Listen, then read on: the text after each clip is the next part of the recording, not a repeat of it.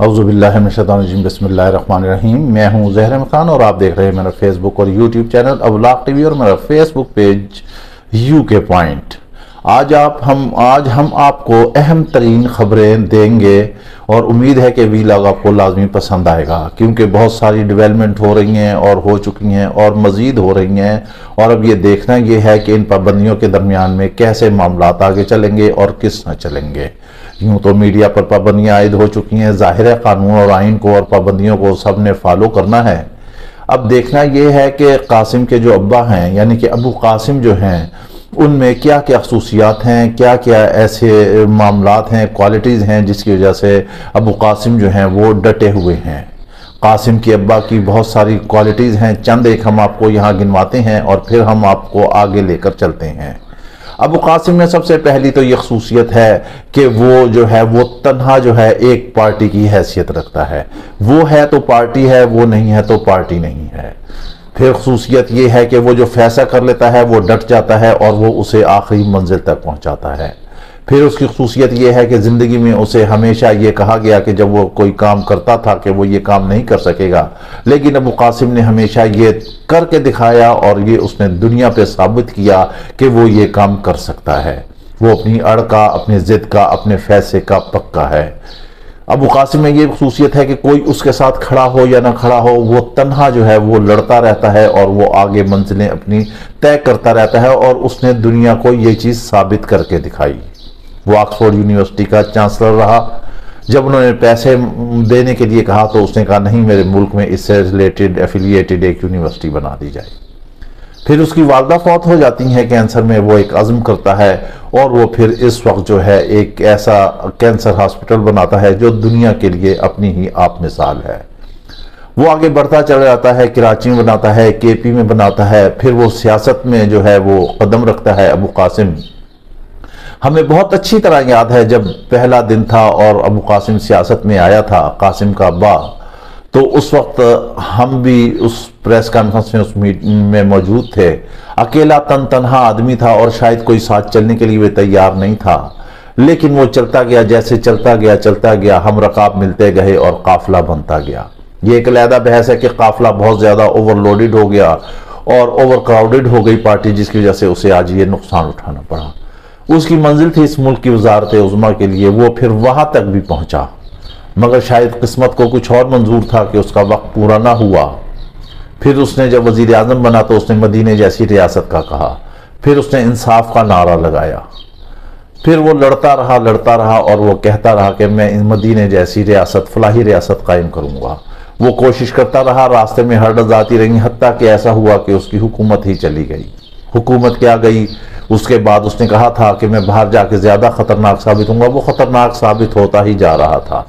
वो अपनी मंजिल की जानिब गामजन था, बहुत तेज़ी से आगे चल रहा था, लेकिन दरमियान में कुछ एक ऐसी बड़ी रुकावट आई जिसके बाद उसके आशियाने ही से सारे पंछी उड़ गए।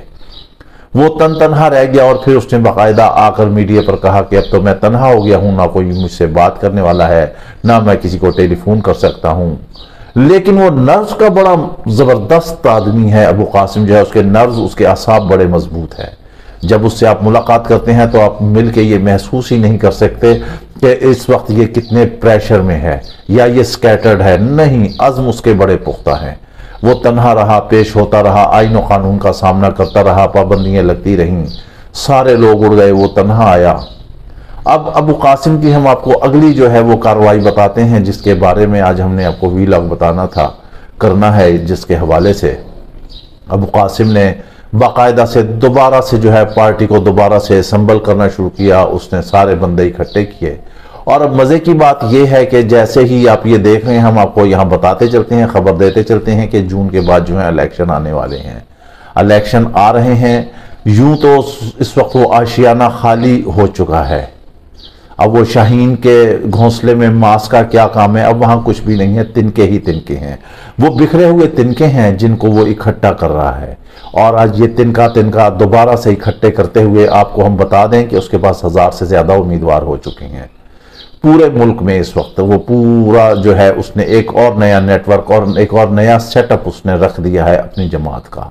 और मजे की बात यह है जो 1000 से ज्यादा अबव जो उसके उम्मीदवार हैं, जो टिकट होल्डर हैं, उनके भी बैकअप के लिए बंदे तैयार हैं। इसका मतलब आप ये डबल कह लें। यूं तो उसकी पजीराई खत्म हो चुकी है, कुछ नहीं है, लेकिन अगर फ्री एंड फेयर इलेक्शन होते हैं तो अवाम उसे ही चाहेगी, उसे ही वोट देगी, अबू कासिम को। कासिम के अब्बा ही की जीत नजर आ रही है। बहरहाल अब यहाँ पर हालात कुछ और ऐसे भी कह रहे हैं कि अबू कासिम को जो है वो हालात से और वक्त से कंप्रोमाइज करना पड़ेगा। कंप्रोमाइज करेगा तो फिर ही आगे चलेगा। और इस वक्त उसका कंप्रोमाइज सबसे बेहतरीन ये है कि जो आ रही हैं रुकावटें, जो ये हुकूमत और सियासतदान ये खड़ी कर रहे हैं, तो इससे बेहतर यह है कि वो बैरूनी दुनिया चले जाए। हम बार बार इस अपने वीलॉग में कहते हैं कि अबू कासिम को चाहिए कि वो बाहर चला जाए, इस मुल्क में ना रहे, क्योंकि यहाँ मुल्क में अगर वो रहेगा वो जेल में जाएगा, कैदो बंद होगा।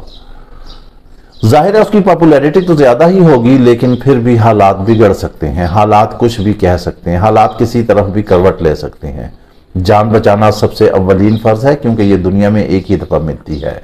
जब तक इंसान जिंदा है, उसकी जुबान चल रही है, सेहत साथ दे रही है, उसी वक्त तक वो कुछ ना कुछ कर सकता है। ये उसकी बेवकूफ़ी होती है कि वो अपनी जान दे दे। जान तो देनी है जाने आफरीन को, सब ने ही, एक ना एक दिन सब ने ही चले जाना है। कोई भी क़यामत की बोरियां यहाँ समेट कर नहीं आया, लेकिन जो जिंदगी अल्लाह ने अता की है वो एक इंसान के पास उसकी अल्लाह ताला की अमानत है और उसकी हिफाजत करना फ़र्ज है। आप ये देख लें कि नवाज शरीफ चले गए थे, जैसे भी गए, जिस तरह भी गए, जो गए, हम ये कहते हैं कि उनका एक अच्छा और बेहतरीन फैसला था।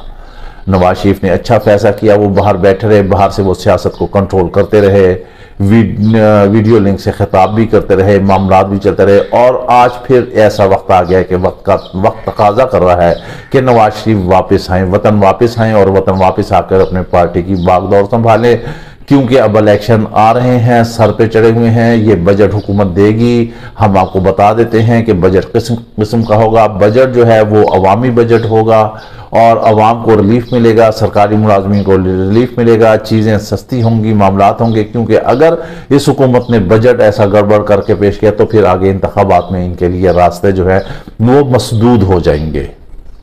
इमरान खान बड़ा शोला बयान मुकर्रर है, बड़ा मैं कह रहा हूँ मोटिवेशनल वो आप कह रहे हैं स्पीकर है, लेकिन दूसरी जानिब जो मरियम नवाज हैं उनमें भी बड़ी तरफ है, उनकी भी तकरीर बड़ी क्लास की होती है, वो भी बहुत जज्बाती तकरीर करती हैं और वो भी मजमे को जो है अपने तकरीर के शहर में ले लेती हैं।